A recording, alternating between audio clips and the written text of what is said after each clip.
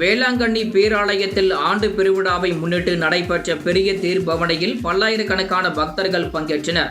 நாகப்பட்டினம் மாவட்டம் வேளாங்கண்ணியில் அமைந்துள்ள உலக புகழ்பெற்ற புனித ஆரோக்கிய மாதா பேராலயத்தில் ஆண்டு பெருவிழா கடந்த மாதம் 29ஆம் தேதி கொடியேற்றத்துடன் தொடங்கியது. திருவிழாவின் முக்கிய நிகழ்ச்சியான பெரிய சப்பர பவனி எனப்படும் தேர்பவனி நேற்று இரவு நடைபெற்றது. மின் விளக்குகளால் அலங்கரிக்கப்பட்ட பெரிய தேரில் வைக்கப்பட்ட மாதா சொரூபத்தை புதுவை கடலூர் உயர்மறை மாவட்ட பேராயர் பிரான்சிஸ் கலிஸ்ட் புனிதம் செய்து வைத்தார். இதனைத் தொடர்ந்து மிக்கேல் அதிதூதர் செபஸ்தியார் சூசைகப்பர் உத்திரிய மாதா ஆகிய சொரூபங்கள் 6 தேர்களின் முன்னே செல்ல நூற்றுக்கணக்கான பெண் பக்தர்கள் ஆரோக்கிய மாதாவின் பெரிய தேரினை தோள்களில் சுமந்து சென்றனர்.